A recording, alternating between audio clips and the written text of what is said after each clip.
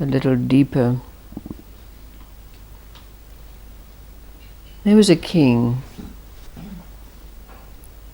He was just and fair, and his kingdom was prosperous.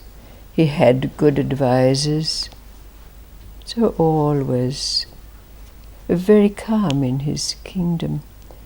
But this king had forgotten the adage that those who are born to comfort and ease have to make greater effort. So one day, this king received an invitation from the monarch of a far distant land. And so, taking his small daughter, the princess, he embarked on a ship which had to cross a great ocean to arrive at that kingdom. But on the way a storm arose, and the king and his daughter found themselves marooned in a strange, far distant land. There were no more kingly vestments and robes to indicate his status. So bedraggled and worn, they wandered into that kingdom where they had to beg for food. And every time he was asked, "What can you do? What is your trade? What is your skill?" he had to reply that he had none. And since in that land there were many day laborers, there was no work to be found, so they indeed became beggars, wandering from place to place. Then, finally, they came to a farmhouse, and again the farmer asked the question of the king, now a beggar. What skills did he have? "None," replied the king. "Can you look after sheep?" said the farmer. "No," said the king. "Well, at least you're honest," said the farmer. And since he was in need of a shepherd to take care of his flock, he allowed them to do so. And so the king finally made a gainful living. And the time passed, and his daughter, the princess, grew into an extraordinarily beautiful young woman. And as it happened, one day the sultan of that realm was passing by with an entourage when he spied this beautiful maiden and was immediately smitten, in love, besotted with her. So on return to his palace, he sent emissaries, courtiers, to ask for her hand in marriage. But when the courtiers presented the sultan's case to the king, now a beggar, the king said, "What skills, what trade does your sultan have?" The courtier was very scornful. "Why, he's a sultan. He doesn't need any skills or trade." "Well," said the king, now a beggar, "he cannot have my daughter's hand in marriage." Now the courtiers were very affronted, but they could do nothing. So they had to return to their monarch and tell him what had transpired. Well, The Sultan, hearing this, said, "This peasant is right.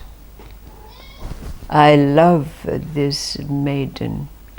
I will do whatever I need to do to win her hand." So he apprenticed himself to a weaver, and he learned the ways of weaving. After some time, he himself went to the king, now a beggar, and the king asked him, "What skill do you have?" And the king brought out a piece of weaving that he had made, and said, "This has been made by my own hand." "How long did it take you?" said the king. "3 weeks," said the Sultan. "And how long would it keep you if you sold it in the marketplace?" 3 months, said the Sultan. "In that case, you may have my daughter's hand in marriage, that is, if she is in agreement." And so, of course, is the way of these things. The princess had already fallen in love with the handsome Sultan, and so the marriage took place. And as is the way of these stories, his son-in-law being so rich, the king was able to have enough money to return to his own realm, where he retook his position as king. Then there was a very old monk who came to the monastery where the abbess was known for her wisdom, and presenting himself to her, he said, "All of my life I have made stories. I made a story where I had to excel as a student to please my parents. I made a story where I had to become one of the advisors in the emperor's palace. I made a story of different religions, and for the last 30 years I have made the story of being a Buddhist monk. But like all these stories, this one has come to an end, and I do not know who I am." The old abbess looked at him and very gently said,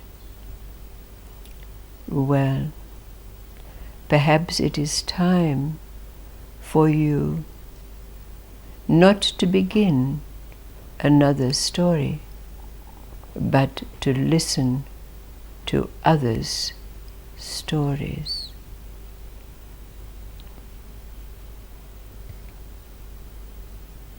What is the relationship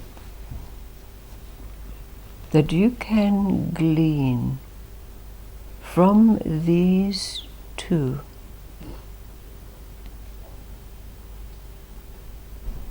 What arises for you from the ingesting of these two stories?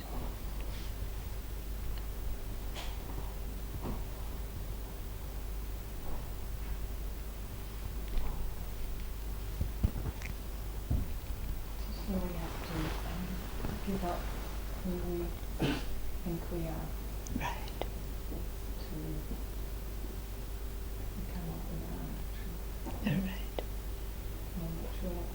But it's absolutely so. We have to acknowledge what it is that arises from the taking in of these.